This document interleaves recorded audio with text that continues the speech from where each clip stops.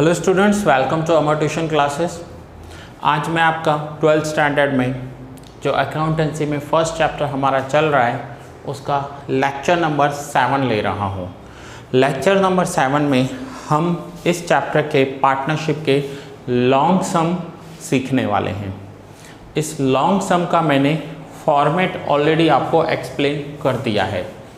अगर आपने उस लॉन्ग सम का फॉर्मेट नहीं देखा है तो अभी जो आप ये वीडियो देख रहे हैं, इस वीडियो के right hand side upper corner पर आप देखिए एक आई बटन आ रहा है। उस आई बटन पे क्लिक कीजिए, वो थर्ड लेक्चर आपको मिल जाएगा। पहले थर्ड लेक्चर में जाकर फॉर्मेट समझ लीजिए और उस फॉर्मेट को समझने के बाद ये सम्स देखेंगे हम। तो मैं आपको क्वेश्चन नंबर 8 करवा रहा हूँ आज। पेज नंबर 32 पर दिया हुआ है, टेक्स्ट बुक के पेज नंबर 32, क्वेश्चन नंबर 8। पहले क्वेश्चन रीड कर रहा हूं मैं। Harpal and Chirag are partners of a firm. अब देखो, हरपाल एंड चिराग पार्टनर्स हैं, कोई परसेंटेज नहीं दिया हुआ है। तो according to Indian partnership act 1932 अगर परसेंटेज नहीं दिया हुआ है तो इक्वल परसेंटेज माना जाता है, मीन्स दोनों इक्वल पार्टनर होंगे। On 1 April 16 their capital is 60,000 and 1 lakh rupees respectively.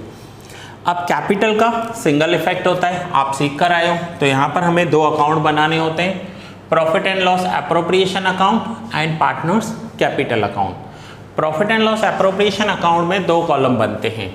एक कॉलम होता है पर्टिकुलर का और दूसरा होगा अमाउंट्स का, दोनों में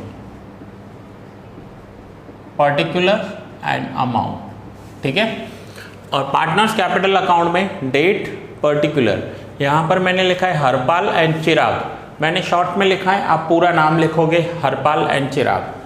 सेम यहाँ पर credit side, left hand side जो है वो डेबिट है, जो राइट हैंड साइड है वो क्रेडिट है। नाउ सबसे पहले हमें दिया हुआ है दोनों का कैपिटल। 1 अप्रैल 16 पर जो कैपिटल है वो है 60,000 एंड 1 लाख। तो मैं यहाँ पर डेट रखूँगा 1 अप्रैल 16। अब जो इनका ओपनिंग कैपिटल होगा उसे हम यहाँ पर लिखेंगे बाय बैलेंस BD। हरपाल का है 60,000 एंड चिराग का है 1 लाख रुपीस, ठीक है। इसका सिंगल इफेक्ट होता है, हमेशा single effect. Opening capital single effect अगर आपको लिखना है तो एक पेज पर लिखते जाइए कि ओपनिंग कैपिटल जब हम करेंगे तब सिंगल इफेक्ट होगा। सिंगल इफेक्ट और डबल इफेक्ट के कॉलम्स बना दीजिए। During the year on 1 April 16 Harpal has withdrawn 15,000 and Chirag has withdrawn 20,000 on 1 January 17।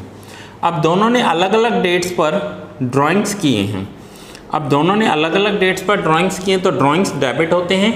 Capital account के डेबिट साइड हम लिखेंगे 1 अप्रैल 16 और यहाँ पर मैं लिखूँगा टू ड्राइंग्स और हरपाल ने ड्राइंग्स किए 15,000। अब चिराग में नहीं लिखूँगा, चिराग के लिए फिर से लिखना पड़ेगा 1 जनवरी 17 टू ड्राइंग्स। और चिराग ने कितने ड्राइंग्स किए? 20,000 के। अगर दोनों ने एक ही डेट पर किए होते तो मैं यहाँ पर दोनों का एक साथ लिख दूंगा, लेकिन दोनों की डेट अलग अलग है तो हमें अलग अलग लिखना होगा, ठीक है। Now provisions of partnership deed are as follows. अब प्रोविजंस दिए हुए हैं, तो ये जो प्रोविजंस होते हैं ये फाइनल अकाउंट के एडजस्टमेंट्स के जैसे होते हैं। इनके 2 इफेक्ट्स होंगे। अब फर्स्ट प्रोविज़न देखते हैं, provide 12% per annum interest on capital. 12% per annum interest on capital. Now interest on capital के 2 इफेक्ट होंगे। कौन से 2 इफेक्ट, वो मैंने आपको लिखवाए भी थे। सो आप नोटबुक देखिए, वहाँ पर लिखा हुआ होगा आपको इंटरेस्ट ऑन कैपिटल के 2 इफेक्ट्स होते हैं। एक तो फर्म के लिए एक्सपेंस है तो P&L में डेबिट साइड आएगा to interest on capital, Harpal and Chirag. अब इंटरेस्ट ऑन कैपिटल क्वेश्चन में दिया हुआ है 12%, तो दोनों का 12% निकालेंगे। और इंटरेस्ट ऑन कैपिटल जो होता है वो कैलकुलेट होगा लास्ट डेट पर 31 मार्च 17 पर, तो उसका दूसरा इफेक्ट होगा पार्टनर के कैपिटल अकाउंट में credit side 31 March 17 bye interest on capital. अब 12% हमें निकालना है। दो इफेक्ट समझ लिए आपने, एक प्रॉफिट एंड लॉस एप्रोप्रिएशन में डेबिट साइड, दूसरा पार्टनर में क्रेडिट साइड। ये इफेक्ट एज ए एडजस्टमेंट आपको याद करना है, जैसे आपने 11th में एडजस्टमेंट्स किए थे। 11th में एडजस्टमेंट्स किए थे ना कि क्लोजिंग स्टॉक के दो इफेक्ट क्या होते हैं, तो आपने सीखा था एक ट्रेडिंग अकाउंट के क्रेडिट साइड, दूसरा बैलेंस शीट में एसेट साइड। तो यहाँ पर भी आपको ये याद रखना है कि इंटरेस्ट ऑन कैपिटल के दो इफेक्ट क्या होंगे, तो ये profit and loss appropriation account के डेबिट साइड आएगा और पार्टनर्स कैपिटल अकाउंट में क्रेडिट साइड होगा। परसेंटेज है 12%। नाउ 60,000 का 12% करेंगे तो आंसर आएगा 7200, और 1 लाख का 12% करेंगे तो आंसर आएगा 12,000। सो ये है इंटरेस्ट ऑन कैपिटल। दूसरा इफेक्ट यहाँ पर अमाउंट लिख देता हूँ मैं 7200 एंड 12,000। क्लियर हुआ? सो आउटर कॉलम लास्ट में मैं ले लूँगा 7,200। सो इंटरेस्ट ऑन कैपिटल के टू इफेक्ट्स फिर से याद कर लो, एक P&L एप्रोप्रिएशन अकाउंट में डेबिट साइड, दूसरा पार्टनर्स कैपिटल अकाउंट में credit side. Next second adjustment book में दिया हुआ है, charge 9% per annum interest on drawings. 9% per annum interest on drawings. तो पहले समझते हैं कि इंटरेस्ट ऑन ड्राइंग्स के टू इफेक्ट्स क्या होते हैं। तो इंटरेस्ट ऑन ड्राइंग फॉर्म के लिए इनकम होती है, तो profit and loss appropriation account में क्रेडिट साइड एक effect by interest on drawings Harpal and Chirag, ठीक है। और दूसरा इफेक्ट होगा लास्ट डेट पर कैलकुलेट करेंगे, क्योंकि फाइनल अकाउंट तो लास्ट डेट पर ही बनाए जाते हैं, टू इंटरेस्ट ऑन ड्राइंग्स। अब दोनों के इंटरेस्ट ऑन ड्राइंग्स के कैलकुलेशन करने होंगे, तो मैं यहाँ पर नीचे कर लेता हूँ, ठीक है। या आप वर्किंग नोट समझ कर लिख देना, working notes. Interest on drawings, first Harpal. Now Harpal ने कितनी ड्राइंग्स की थी, तो हरपाल के ड्राइंग्स थे। इंटरेस्ट ऑन ड्राइंग का फॉर्मूला क्या है, I = PRN/100। इस फॉर्मूला पर हम काम करेंगे। सो हरपाल ने कितना अमाउंट विड्रॉ किया था, तो हरपाल का अमाउंट था 15,000। रेट ऑफ इंटरेस्ट क्या दिया हुआ है क्वेश्चन में, सो रेट ऑफ इंटरेस्ट देखेंगे तो 9% दिया हुआ है interest on drawings. So 9% means 9/100 into number of years 1। Number of year कितना हो जाएगा 1। तो हरपाल का जो इंटरेस्ट ऑन ड्राइंग्स होगा वो आ जाएगा 15,000 इंटू 9%, 1350। ये है हरपाल का। सेम अब हमें चिराग का कैलकुलेट करना है कि चिराग का इंटरेस्ट ऑन ड्राइंग्स कितना आ रहा है। सो चिराग के लिए, चिराग ने कितना अमाउंट विड्रॉ किया था 20,000। अब ये पॉइंट ध्यान से समझना, 20,000 इंटू 9%। बट चिराग ने कब विड्रॉ किए हैं, तो चिराग ने विड्रॉ किया था 1 जनवरी 2017। 1 जनवरी से लेकर हम देखेंगे कि इनका ईयर कब क्लोज हो रहा है, तो इनका ईयर क्लोज हो रहा है 31 मार्च 17 को। यहाँ पर हम लिख सकते हैं partners capital account as on 31 March 17। अब चिराग ने 1 जनवरी को सिर्फ पूरे साल में एक बार 20,000 विड्रॉ किए, तो जनवरी से लेकर मार्च तक का पीरियड कितना होगा? 1 जनवरी मीन्स जनवरी का पूरा month, February and March, 3 months हुए। तो चिराग को 3 मंथ्स का इंटरेस्ट देना है। 3 मंथ्स मीन्स 3/12 लिखेंगे यहाँ पर। अब यहाँ पर मैंने 1 ईयर क्यों ले लिया? क्योंकि जो हरपाल ने ड्राइंग्स किए थे वो 1 अप्रैल को किए थे, मीन्स ईयर स्टार्ट हुआ पहले दिन ही उसने ड्राइंग्स किए थे। तो 1 अप्रैल से लेकर 31 मार्च आपको एक इस डेट को ध्यान में रखना है और दूसरा इस डेट को ध्यान में रखना है, दोनों के बीच का डिफरेंस देखना है कितना है। सो 1 अप्रैल से लेकर 31 मार्च 1 ईयर होता है। 1 ईयर मीन्स 12/12 लिखूंगा तो भी 1 हो जाएगा। और 1 जनवरी से लेकर 31 मार्च तक 3 मंथ्स होते हैं, तो इसलिए मैंने यहाँ 3/12 लिखा है। तो आइए 20,000 पर 9% इंटू 3/12 करेंगे तो ये आ रहा है 450 रुपीज़। ये आपको वर्किंग नोट्स में दिखाने हैं, ठीक है, वर्किंग नोट्स में आप ये शो करोगे। अब आते हैं कि इनके 2 इफेक्ट क्या होंगे। तो एक तो पार्टनर्स कैपिटल अकाउंट में डेबिट होगा। हरपाल का अमाउंट आया है 1350 और चिराग का अमाउंट आया है 450। Same profit and loss appropriation account में 1350 एंड 450। ये दोनों के हमने अमाउंट्स लिखे, आउटर कॉलम में लास्ट में लेता हूँ। 2 इफेक्ट फिर से बता रहा हूँ, इंटरेस्ट ऑन ड्राइंग्स के पार्टनर्स कैपिटल अकाउंट में डेबिट और एप्रोप्रिएशन अकाउंट में क्रेडिट। अगर ये दोनों इफेक्ट समझने हैं तो लेक्चर नंबर 3 एक बार फिर से देख लो तो आपको पूरा क्लियर हो जाएगा कि ये दोनों इफेक्ट कैसे काम कर रहे हैं। आइए नाउ थर्ड पॉइंट देखते हैं। थर्ड एडजस्टमेंट दिया हुआ है, ₹1000 पर month are payable to Harpal for his active role in the firm while 5% commission of divisible profit is payable to Chirag. Harpal को 1000 रुपीज़ पर मंथ सैलरी देनी है, ठीक है। 1000 रुपीज़ पर month are payable to Harpal for his active role in the firm, means ये हरपाल के लिए सैलरी हो जाएगी। अब हरपाल को सैलरी मिल रही है, सैलरी बिजनेस के लिए एक्सपेंस होती है, तो प्रॉफिट एंड लॉस अकाउंट में डेबिट लिखेंगे टू सैलरी टू हरपाल। कितनी सैलरी होगी?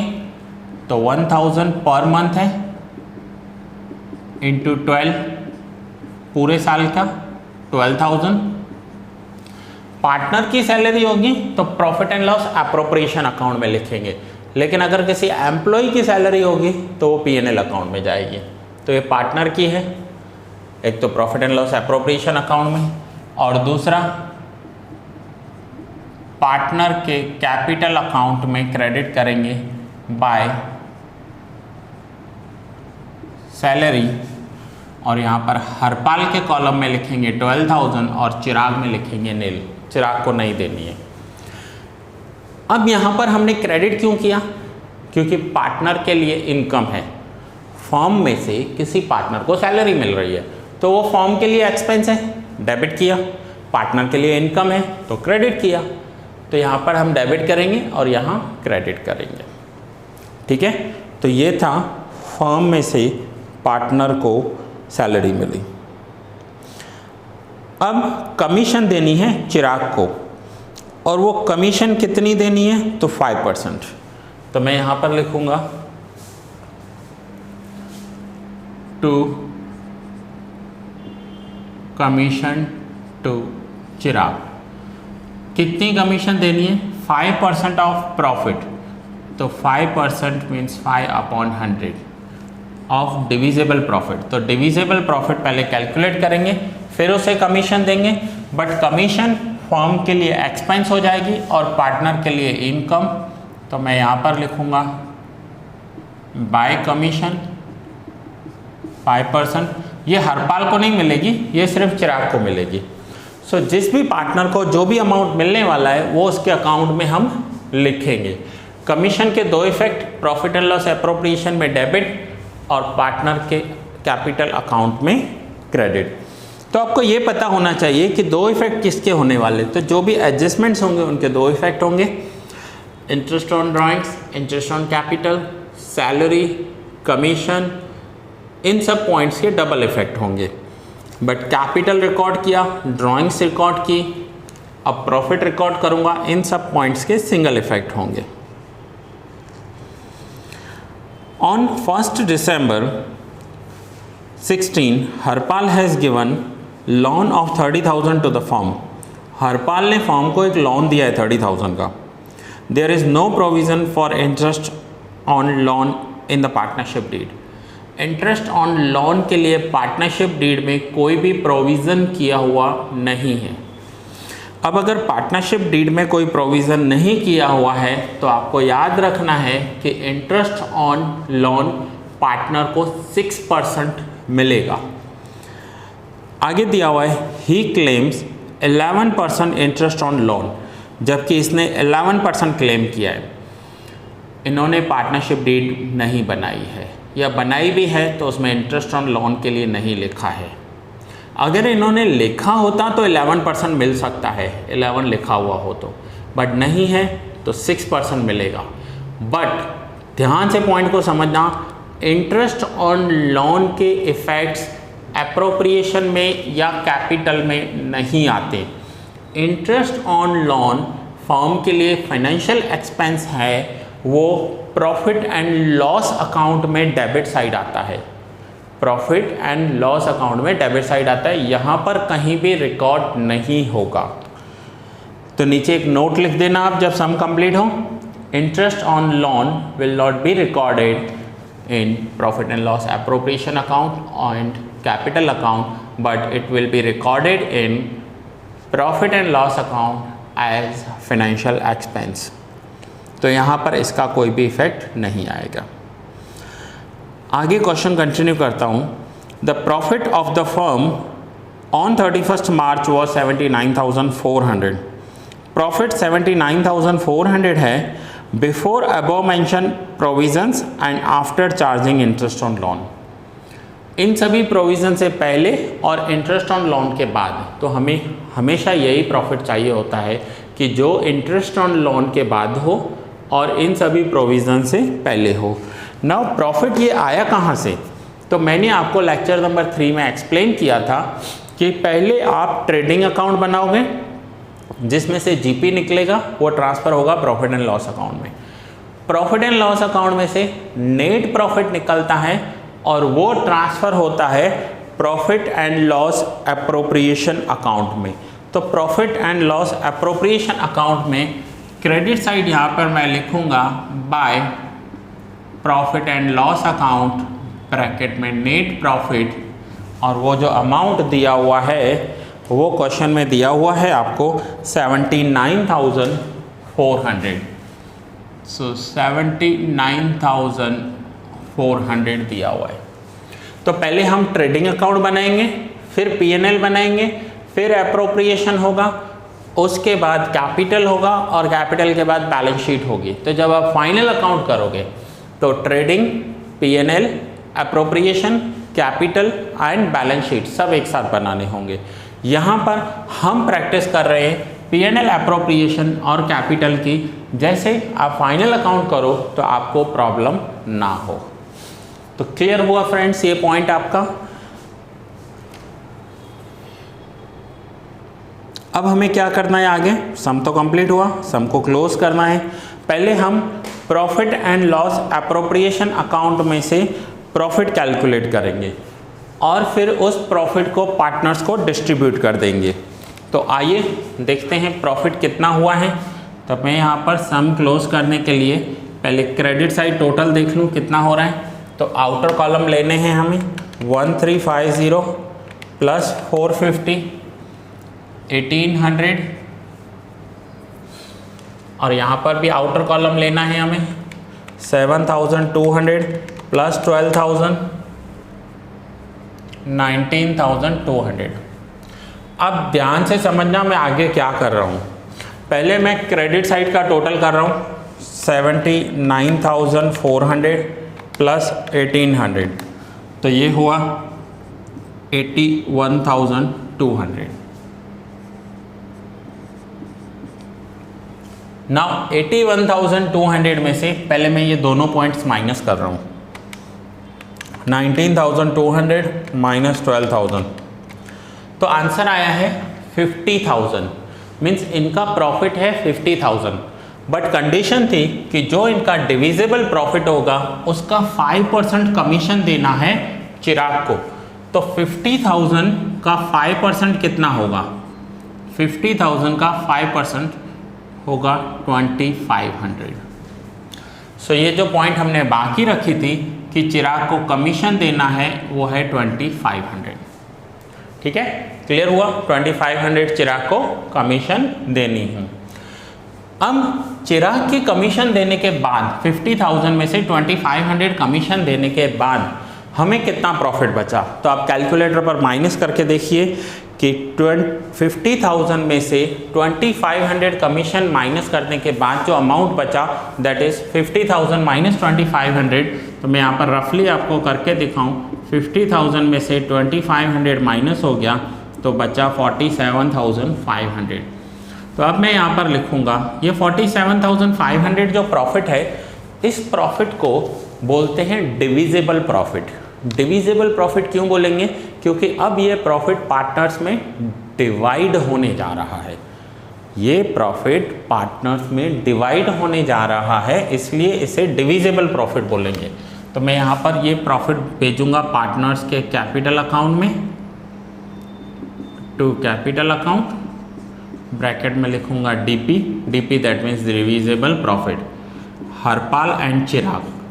तो अब ये डिविजिबल प्रॉफिट आया कितना? तो 81,200 में से ये तीनों अमाउंट माइनस करके देखो तो आपको आंसर आएगा 47,500। चलिए करके देखते हैं। 81,200 में से ये तीनों अमाउंट मैं माइनस कर रहा हूँ, माइनस 19,200 माइनस 12,000 एंड माइनस 2,500। तो आंसर आया 47,500। 47,500 दोनों में इक्वली डिस्ट्रीब्यूट करेंगे। इक्वली क्यों डिस्ट्रीब्यूट करेंगे? क्योंकि सम में प्रॉफिट एंड लॉस का जो रेशियो है वो नहीं दिया हुआ था, तो इक्वली डिस्ट्रीब्यूट करेंगे। तो ये आंसर होगा 23,750, 23,750। अब ये यहाँ पर मैंने डेबिट किया।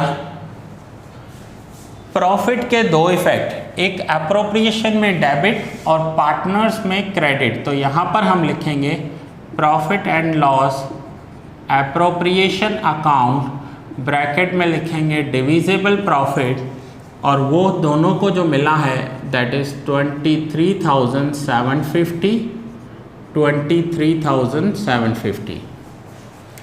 सो प्रॉफिट के दो इफेक्ट क्या होंगे? एक एप्रोप्रिएशन में डेबिट, पार्टनर्स में क्रेडिट। और अगर लॉस आया होगा तो लॉस यहाँ पर आया होता, तो अप्रोप्रिएशन में क्रेडिट और कैपिटल में डेबिट। तो ये अप्रोप्रिएशन अकाउंट क्लोज हो गया। मैं फिर से बता रहा हूँ, जो ये ओपनिंग प्रॉफिट था ये नेट प्रॉफिट पीएनएल में से ट्रांसफ़र होकर आया है। पीएनएल में से ट्रांसफ़र होकर आया अप्रोप्रिएशन में, और ये अप्रोप्रिएशन में से जो निकला उसे कहते हैं डिविजिबल प्रॉफिट। आपको फाइनल अकाउंट याद हो तो जब आप ट्रेडिंग अकाउंट क्लोज करते हो तो वहाँ से निकलता है ग्रॉस प्रॉफिट। पीएनएल क्लोज करते हो तो वहाँ से निकलता है नेट प्रॉफिट। तो पीएनएल अप्रोप्रिएशन क्लोज करेंगे तो वहाँ से जो प्रॉफिट निकलता है उसे कहेंगे डिविजिबल प्रॉफिट। डिविजिबल प्रॉफिट इसलिए कहते हैं क्योंकि अब वो प्रॉफिट डिवाइड होने जा रहा है पार्टनर्स में। सो डिविजिबल प्रॉफिट पार्टनर्स के कैपिटल अकाउंट में क्रेडिट करेंगे। अब मैं पार्टनर्स के कैपिटल अकाउंट क्लोज करूँगा। तो पार्टनर्स के कैपिटल अकाउंट कैसे क्लोज करेंगे? तो पहले क्रेडिट साइड टोटल देख लेते हैं पार्टनर्स के कैपिटल अकाउंट का, एंड देन हम डिफरेंस देख लेते हैं। तो हरपाल का पहले मैं टोटल कर रहा हूँ 60,000 प्लस 7,200 प्लस 12,000 प्लस 23,750। तो ये टोटल हुआ 102,950, 102,950। सेम अमाउंट मैंने यहाँ लिखा और ये दोनों अमाउंट मैं उसमें से माइनस कर रहा हूँ। तो उसमें से माइनस करूँगा मैं 15,000 और दूसरा अमाउंट माइनस होगा 1,350। तो ये माइनस करने के बाद जो हरपाल का डिफरेंस आ रहा है दैट इज 86,600, 86,600 और मैं यहाँ पर लिखूँगा to balance CD, to balance CD। ये बैलेंसिंग फिगर है इसलिए मैंने राउंड कर लिया, सर्कल कर दिया इसके ऊपर 86,600। अब सेम इसी मेथड से चिराग को क्लोज करेंगे। चिराग का पहले क्रेडिट साइड का टोटल देख लेते हैं। 1 लाख प्लस 12,000 प्लस 2,500 प्लस 23,750, तो ये टोटल हुआ 1,38,750, 1,38,750। अब इसमें से ये दोनों माइनस करेंगे, एक तो माइनस करेंगे 20,000 और दूसरा माइनस करेंगे 450। तो ये जो आंसर आ रहा है ये आ रहा है 1,17,800, 117,800। ठीक है, तो ये हमने किया दोनों के अकाउंट को क्लोज। अब जब आप फाइनल अकाउंट करोगे तो फाइनल अकाउंट में ये दोनों अमाउंट बैलेंस शीट की liability side as a capital लिखोगे। बैलेंस शीट की लायबिलिटी साइड फर्स्ट पॉइंट क्या आता है? कैपिटल। तो पहले आप क्या करते थे, कैपिटल लिखकर नेट प्रॉफिट उसमें ऐड कर देते थे सीधा। अब आपको क्या करना है, नेट प्रॉफिट को पहले profit and loss appropriation account में लेकर आना है, वहां पर पार्टनर्स रिलेटेड सारे इफेक्ट करने हैं एंड पार्टनर्स रिलेटेड सारे इफेक्ट करने के बाद आपको प्रॉफिट एंड लॉस अकाउंट में से डिविजिबल प्रॉफिट निकलेगा जो पार्टनर्स के कैपिटल अकाउंट में जाएगा एंड पार्टनर्स के कैपिटल अकाउंट में से जो क्लोजिंग बैलेंस निकलेगा वो आगे बैलेंस शीट में ट्रांसफर होगा। तो ये दो आपको अब एक्स्ट्रा बनाने होंगे जब आप फाइनल अकाउंट करोगे तभी भी। तो ये पूरा सम आप ध्यान से देखो। फर्स्ट सम में हो सकता है आपको एक बार में नहीं पॉइंट्स क्लियर हों तो आपको एक बार फिर से वीडियो रिकॉर्डिंग है, आप एक बार नहीं 10 बार देख सकते हो। ठीक है, फिर से ध्यान दीजिए। आपको यहाँ पर सबसे ज़्यादा क्या देखना है कि कौन से ऐसे इफेक्ट्स हैं जिनके डबल इफेक्ट हो रहे हैं। जैसे इंटरेस्ट ऑन ड्राइंग्स के डबल इफेक्ट हैं, इंटरेस्ट ऑन कैपिटल के डबल इफेक्ट्स हैं, सैलरी कमीशन, इन सब के ड्यूअल इफेक्ट्स हो रहे हैं। सिंगल इफेक्ट किसके हो रहे हैं? तो opening capital single effect, drawings single effect, net profit single effect. इन सब पॉइंट्स को ध्यान में रखना है और दो अकाउंट्स बनाने हैं। और अगर वो ये अकाउंट्स का फॉर्मेट समझना है तो पहले लेक्चर नंबर 3 देख लीजिए। सो दैट्स इट फ्रेंड्स, यहाँ पर ये लेक्चर पूरा हो रहा है। Question number 8 one of the most important question. Most important इसलिए बोल रहा हूँ क्योंकि फर्स्ट है, आपको बेसिक समझने हैं, आपको इसके सारे रूल्स समझने हैं। एक बार रूल समझ में आ गए तो आप आगे वाले हार्ड क्वेश्चंस भी कर पाओगे। तो ये सम मैं आपको एडवाइस करूँगा कि एक बार देखो, नोट डाउन करो और एक बार होमवर्क करो। इसका होमवर्क मीन्स सेम सम आप क्वेश्चन लेकर अलग से करके देखो होमवर्क की नोटबुक में। ठीक है, सो थैंक्स फॉर वॉचिंग। बहुत जल्द मिलते हैं नेक्स्ट लेक्चर में।